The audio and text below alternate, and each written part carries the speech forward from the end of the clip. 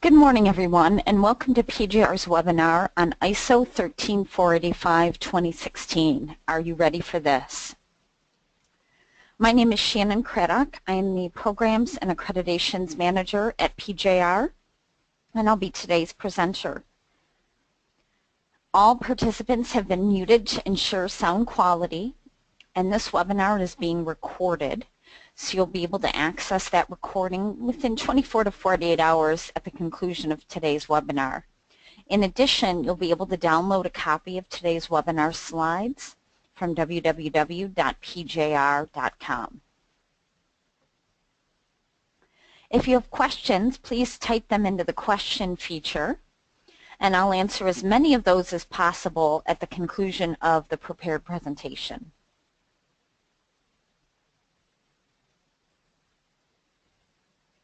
So today we'll be talking about the transition requirements. If you're already certified to ISO 13485-2003 or EN 13485-2012, what will be required to transition to ISO 13485-2016? We'll then go through the revised requirements, any new requirements, and there's just a couple of deletions, and I'll call your attention to those as well. And then we'll open the floor question and answer. So getting into the transition requirements, ANAB, which is the accreditation body based in the United States, has published a heads-up document number 340 relating to the transition process for both certification bodies and certification body clients. So the 2016 version of the standard was published on March 1st, 2016. The International Accreditation Forum Resolution 2015-13 details a transition period of 3 years, so approximately March 2019. First thing that has to happen is that a certification body has to apply to transition its accreditation, and then once approved, we're able to issue certificates to 13485-2016. In the interim, we're able to conduct audits provided auditors are trained. We just can't issue certificates until we are in fact accredited.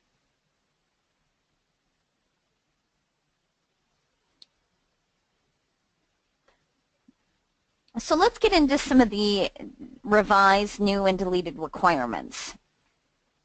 Before getting into the normative requirements in sections 4 through 8, let's talk about 0.1 general. Here we're going to see that there's more detail regarding the types of organizations where 13485-2016 can be applied.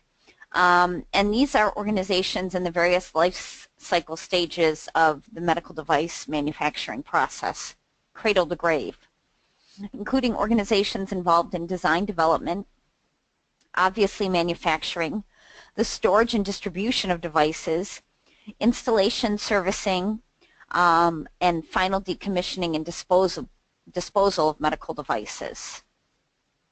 And then the design, development, and provision of any associated activities. 1345 can be applied to suppliers or external parties providing product, meaning raw materials, components, subassemblies, medical devices themselves, sterilization services, calibration services, distribution services, and maintenance services.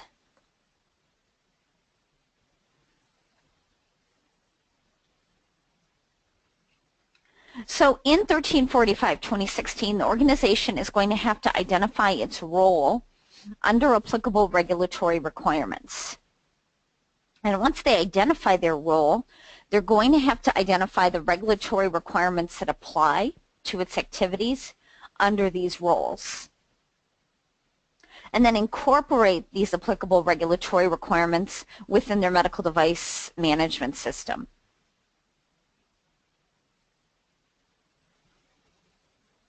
Section 0.2 clarifies that when the words "as appropriate" are used in the standard, it's assumed that the requirement is in fact appropriate unless the organization can justify otherwise.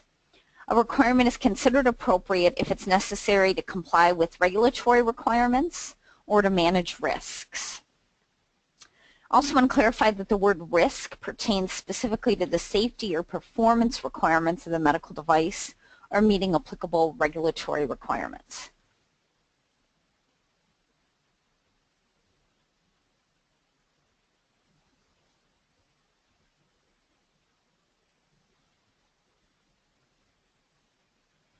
Section 0.2, clarification of concepts.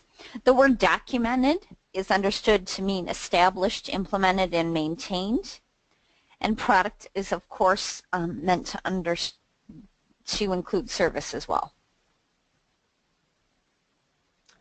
0.3 clarifies the process approach. Added requirements in the standard are there to really drive the process approach to quality management. So obviously first you have to understand and meet the requirements. You need to comply. You need to establish that baseline level of we're adequately meeting the requirements. You want to consider processes and include those in your systems that add value. We're transforming inputs into outputs, and if you're going to waste resources doing that, there better be added value. You're going to monitor and measure these processes to obtain results of the process performance and effectiveness, and then improve those processes, especially where you're not meeting your target.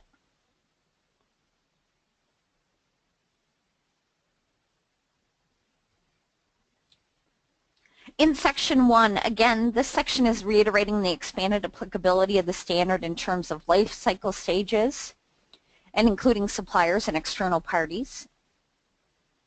It also clarifies that outsourced processes are the responsibility of the organization and need to be accounted for in the organization's management system by monitoring, maintaining, and controlling the process.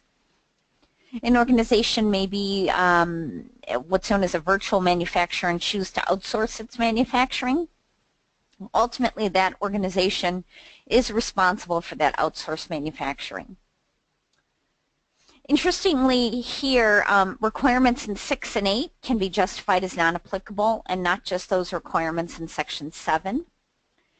If we have any listeners that are familiar with ISO 9001:2015, you'll find it interesting that this standard doesn't adopt what 9001:2015 and other recently revised versions of the standard are adopting. The Annex SL format. And here we have the normative sections in 4, 5, 6, 7, and 8, very similar to ISO 1345:2003. So ISO 1345:2016 is really one of the biggest standards that doesn't adopt this new Annex SL format of organization. Now, if you look at 1345:2016, you're going to see that there's many new added terms and definitions. And it would be a whole presentation in and of itself for me to go through those. So I'm just going to review the ones that are most important here. And we're going to start with the authorized representative in section 3.2.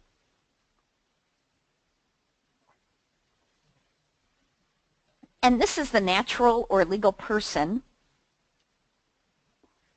established within a country or jurisdiction who has received a written mandate from the manufacturer to act on his or her behalf for specified tasks with regard to the latter's obligations under that country or jurisdiction's legislation.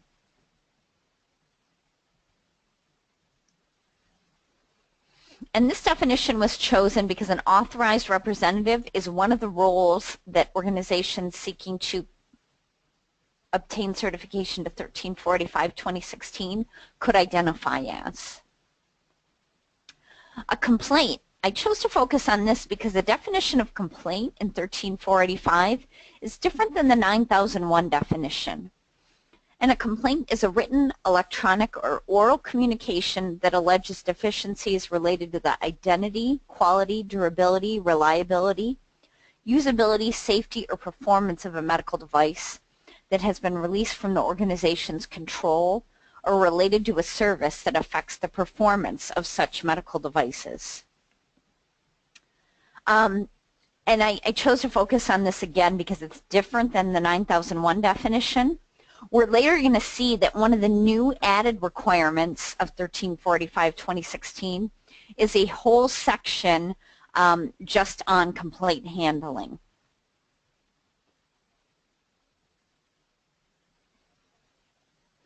A distributor is also one of the roles that an organization can assume when implementing ISO 1345-2016. And this is the natural or legal person in the supply chain who on his own behalf furthers the availability of the medical device to the end user. There can be more than one chain, and persons involved in such activities such as storage, transport on behalf of a manufacturer, importer, or distributor are not distributors under this definition. So here we're focusing on people, organizations in the supply chain who on their own behalf are furthering the availability of the device. An importer in section 3.7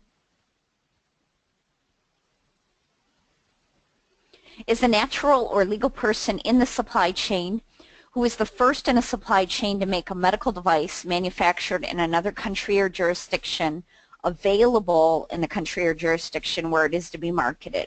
So that first interface in the new country. And 310, many organizations are going to identify as the manufacturer, the natural or legal person with responsibility for design and or manufacture of a medical device, with the intention of making the medical device available for use under his or her own name, whether or not such a medical device is designed and or manufactured by that person himself or on his behalf by another person. You'll want to take a good close look at this definition. There are multiple notes that, due to sake of time, we're not going to review here. So someone can still be considered the manufacturer even though they outsource the manufacturing process, if in fact the device is made available for use under his or her own name. Those of you familiar with ISO 1345-2003 will know that italicized font is used in that standard to separate the 2003 1345 requirements from the 9001 requirements, and this is no longer used in the 2016 version. Okay, so let's get into some of the normative requirements.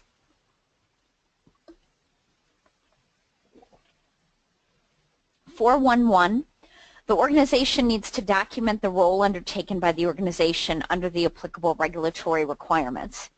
So you're a manufacturer, an authorized representative, an importer, or a distributor. And we just reviewed all of those definitions.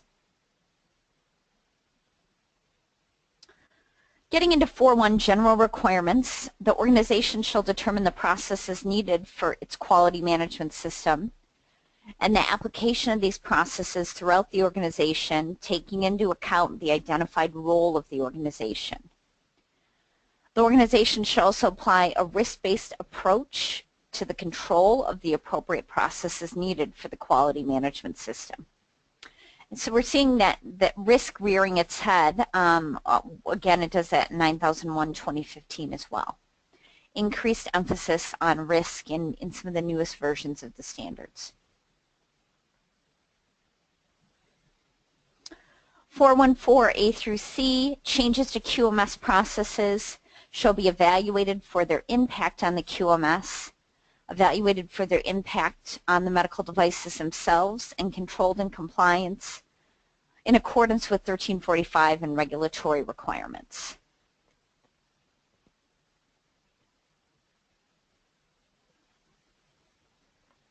Okay, when an organization makes the business decision to outsource a process that affects conformity of the product, they obviously need to monitor and control the process. They are ultimately responsible.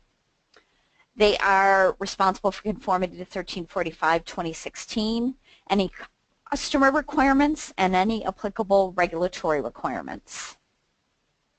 Now, the controls over the outsourced process that are applied shall be proportionate to the risk involved and the ability of the external party to meet requirements.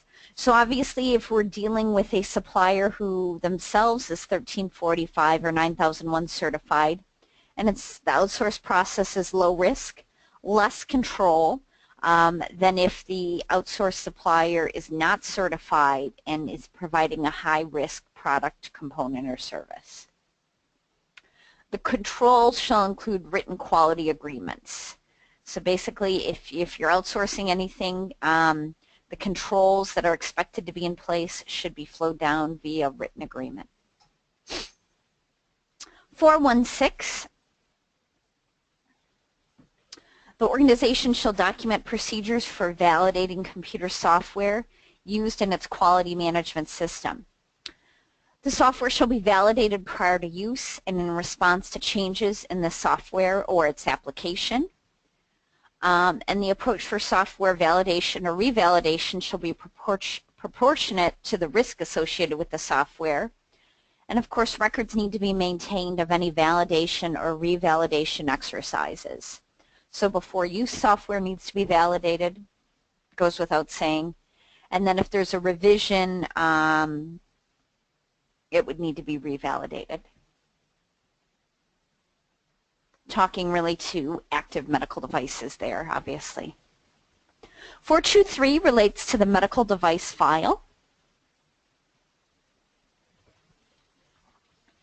For each medical device or medical device family, the organization shall establish and maintain a file containing or referencing documents required by 1345 or applicable regulatory requirements.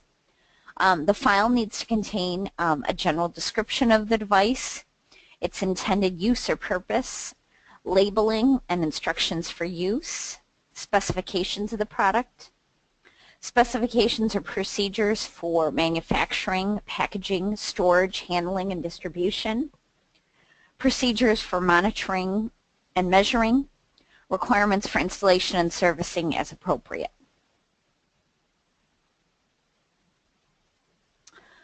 424, obviously control of documents, and 425, control of records. These requirements have always been there. Just a couple of changes. The required procedure for control of documents now needs to address preventing deterioration or loss of documents.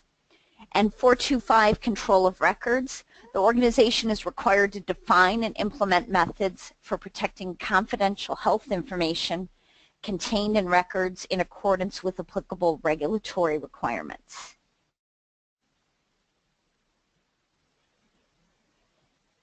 So in the United States, we'd have to address the HIPAA laws. 5.6 management review. Interesting change in 5.6.1.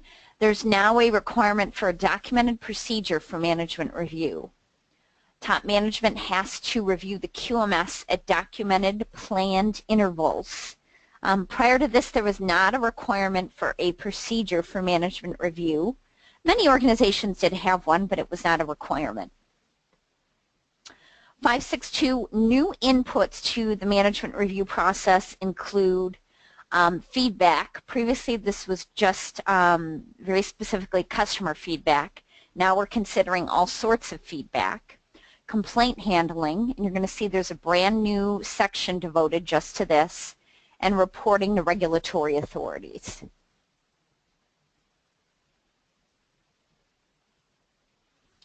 Six two, human resources. The organization must document a process for establishing competence, providing needed training, and ensuring the awareness of personnel.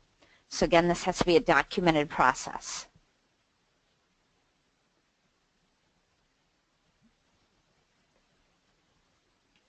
And earlier we clarified that documented means established, implemented, and maintained. 6.3, infrastructure. The organization has to document the requirements for the infrastructure needed to prevent product mix-up and ensure the orderly handling of product. This can take form in a lot of different ways. Maps of your process floor, visual factory, 5S type of stuff. Infrastructure was clarified to include information systems, so these need to be included in your consideration of what is infrastructure. And maintenance was clarified to be applicable to equipment used in production, controlling the work environment, and monitoring and measurement. So opening up the types of machinery and equipment where maintenance is applicable. 641 work environment. The organization shall document the requirements for the work environment that's needed to achieve conformity to product requirements. If there's certain temperature, humidity, sterility requirements, for example. 642, contamination control. If in fact there's a sterile medical device, the organization must document requirements for control of contamination with microorganisms or particulate matter and maintain the required cleanliness throughout assembly and packaging.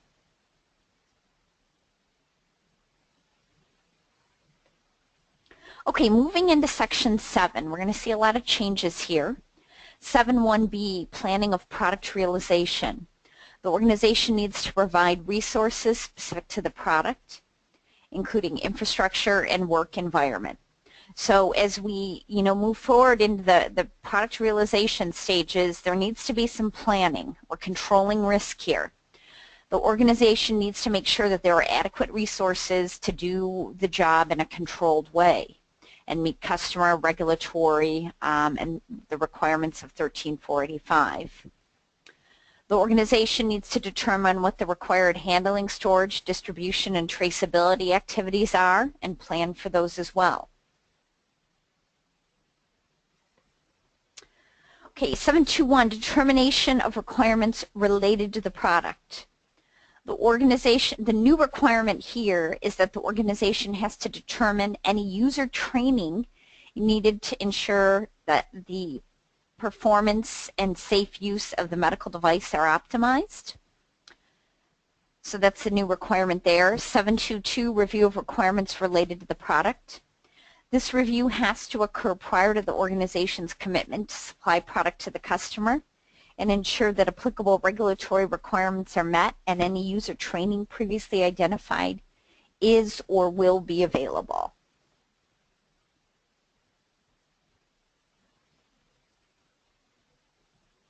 Design and development planning.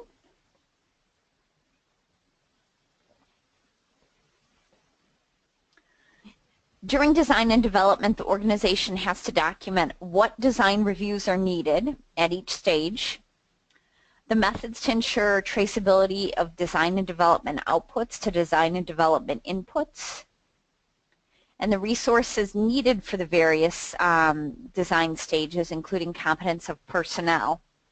An eliminated requirement, one of the few we're going to see, is the requirement for management of interfaces. That has been eliminated. 733, a change with design and development inputs. Inputs relating to product requirements must be determined and records maintained. The addition here is that inputs shall include usability requirements, and requirements shall be able to be verified or validated. Design and development review. These records for the various design reviews that are determined to be needed at the planning stages have to include the identification of the design under review, the people involved, and the date of the review.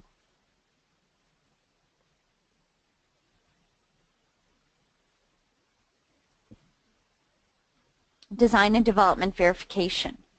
The organization is required to document verification plans that include methods, acceptance criteria, and as appropriate statistical techniques with a rationale for the sample size. Keep in mind that when the intended use of the medical device requires a connection or interface with another, then when we're doing the verification activities, it needs to include the confirmation that the design outputs meet the design inputs when it is in fact connected or interfaced. And records of any design verification activities and any necessary resulting actions need to be maintained. Design and development validation. The organization is required to document what the validation plans are, include any appropriate methods, acceptance criteria, statistical techniques as appropriate, rationalizing sample size, very similar to what we saw with the verification.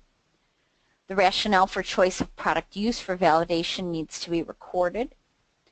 When the intended use of the device includes interface or connection with another, the validation must duplicate this, and records of any validation activities need to be maintained. A new requirement here is 738, Design and Development Transfer. The organization must document procedures for transfer of design and development outputs to manufacturing. The procedure has to ensure that outputs are verified as suitable for manufacturing before the final product specs and production capability can meet product requirements. And the results conclusion of transfer shall be recorded.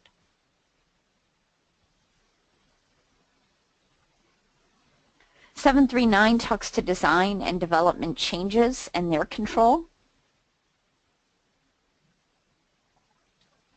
The organization is now required to determine the significance of the change to the function, performance, usability, safety, and applicable regulatory requirements for the medical device and its intended use.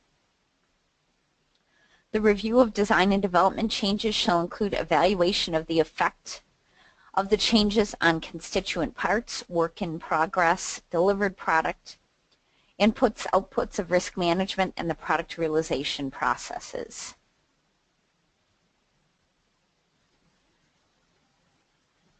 (7.3.10) is a new requirement for the design and development file. The organization has to maintain the design and development file for each medical device or medical device family. It has to include or reference records generated to demonstrate conformity to the requirements for design and development. So your design verification, validation, review records, etc. And include or reference records related to the design and development changes as appropriate. 7.4.1 relates to the purchasing process. New criteria for evaluation and selection of suppliers. The criteria need to be based on the performance of the supplier. Obviously, if it's a poorly performing supplier, the criteria may be different than if it's a strong supplier with a demonstrated record, and be proportionate to the risk associated with the medical device. High-risk suppliers of component parts or sterilization service would obviously be treated as being higher risk than other less risky activities that may be outsourced. The organization needs to plan how it's going to monitor and reevaluate its suppliers, including their ability to meet requirements for purchased product. The results of the monitoring need to be an input to the supplier reevaluation process. Obviously, any data that you collect needs to be reviewed and analyzed. Non-fulfillment of purchasing requirements shall be handled based on risk associated with the purchased product and compliance with applicable regulatory requirements. And records relating to the selection of suppliers, the ongoing monitoring and reevaluation of suppliers must be maintained. 7.4.2 relates to purchasing information. It needs to include, as applicable, a written agreement that the supplier notifies the organization of any changes in the purchased product prior to implementation of the changes that may affect the ability of the purchased product to meet specified requirements. 7.4.3, the verification of purchased product. When the organization becomes aware of any changes to the purchased product, the organization has to assess whether these changes impact the product realization process or the medical device itself.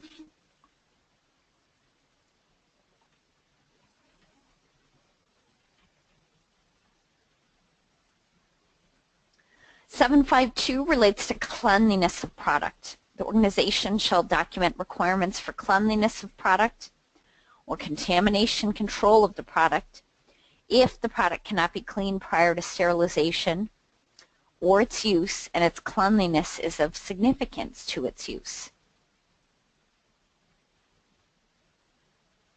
754, the organization shall analyze any records of any servicing it does on its medical devices that are either carried out by the organization itself or any outsourced suppliers to determine, based on the review of the service reports, if something needs to be treated as a complaint and as an input to the improvement process.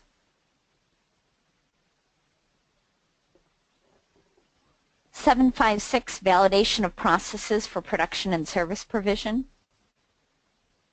There's a requirement for the organization to document procedures for validation of processes. The procedures need to include revalidation criteria for revalidation and approval of changes to processes. The requirement for a documented procedure for validation of computer software remains. The specific approach used, however, must be proportionate to the associated risk and the effect of the ability on the product to conform to specifications.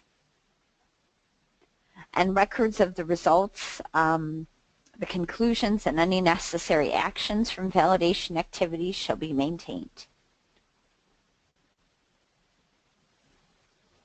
757 relates to requirements for sterilization processes and sterile barrier systems.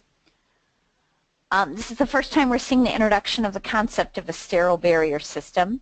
Processes need to be validated prior to implementation and following any product process changes. Records need to be maintained reflecting these activities. The standard encourages you to take a look at 11607-1 and -2.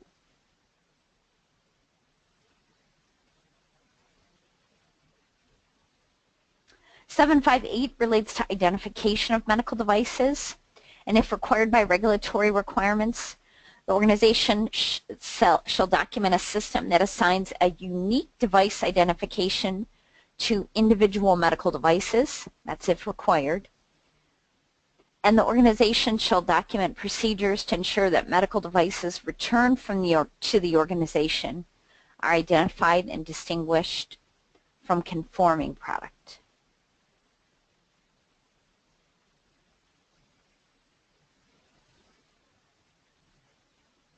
7511 relates to preservation of product. The organization has to protect the product during all the post-processing stages, from contamination, alteration, damage, by designing and constructing suitable packaging and shipping containers, documenting requirements for special conditions needed if packaging in and of itself is not sufficient, and if special conditions are required, they have to be controlled and recorded to prove they're being met consistently.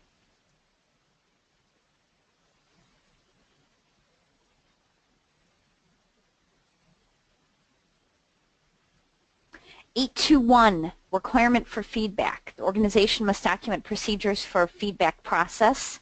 Notice that this does not just say customer feedback, including production and post-production activities. Feedback that's gathered shall be a potential input into risk management for monitoring and maintaining product requirements, as well as product realization or improvement processes.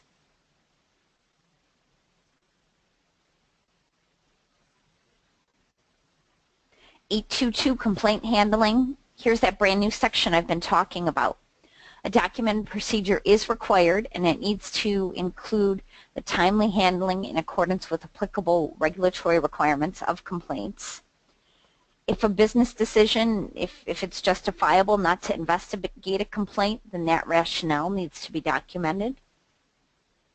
And if the organization reveals that activities outside the organization contributed to the complaint, then relevant information needs to be exchanged between the parties. Records shall be maintained. 823, another new requirement on reporting to regulatory authorities. If applicable, regulatory requirements require notification of complaints, that meets specified reporting criteria of adverse events or issuance of advisory notice, the organization has to document procedures for providing notification to the appropriate regulatory authorities. And records of any reporting to regulatory authorities needs to be maintained. 826 under monitoring and measuring of product. The records of those results need to identify the test equipment that's used to perform the measurement activity. 8.3, control of non-conforming product. Always a requirement for a procedure here. Now the added requirement that the procedure must also define the responsibilities and authorities for the identification, documentation, segregation, evaluation, and disposition of non-conforming product. Clarification that the evaluation must include a determination of the need for an investigation and notification of any external party for the nonconformity, and results of these activities and decisions need to be maintained.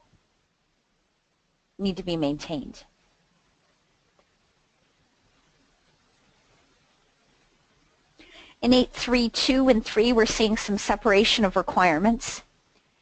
Actions in response to nonconforming product detected before delivery are now covered in 8.3.2. separately from actions in response to nonconforming product that's detected after delivery, 8.3.3. Nonconforming product accepted by concession only if justification is provided. Approval is obtained and applicable regulatory requirements are met. 8.3.3, the organization shall document procedures for issuing advisory notices in accordance with applicable regulatory requirements. The procedure shall be capable of being implemented at the ready, and records shall be maintained.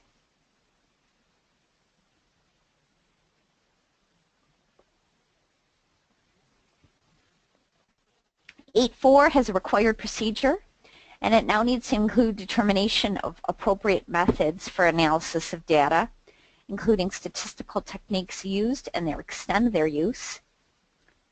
And the analysis of data needs to include inputs from audits and service reports as applicable. 8.5.2 and 8.5.3, corrective and preventive action. Always requirements for procedures here, but these procedures now need to include a verification that the corrective preventive actions do not adversely affect the ability to meet applicable regulatory requirements or impact the safety or performance of the device. Okay, that's it for the prepared content of today's presentation. I'll now open the floor to any questions you may have. Please recall that to ensure sound quality, all participants have been muted. So please type your questions into the question feature, and I'll answer as many of them as possible.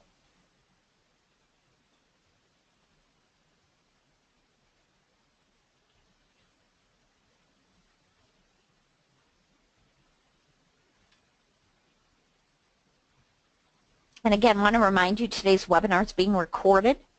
You can access a recording and a copy of the slides within 24 to 48 hours at the conclusion of today's presentation. And those can be downloaded from our website, www.pjr.com.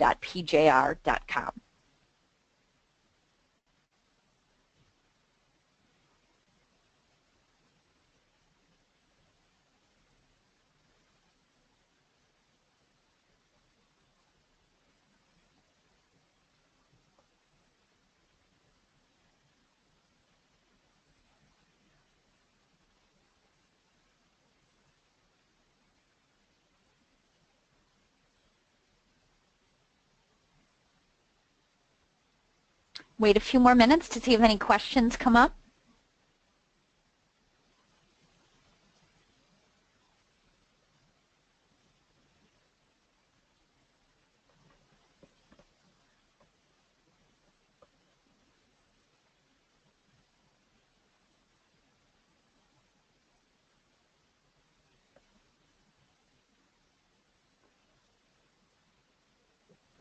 Again, folks, if you have any questions, feel free to type them into the chat feature or the question feature.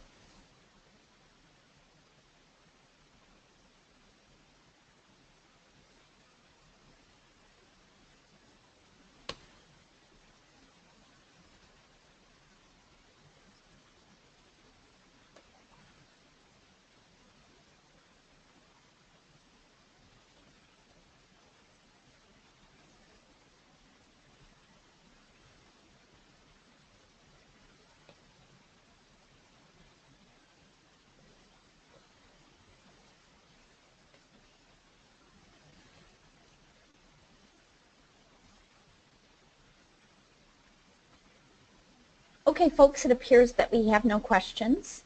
I thank you for your time today and wish you good luck on your transitions.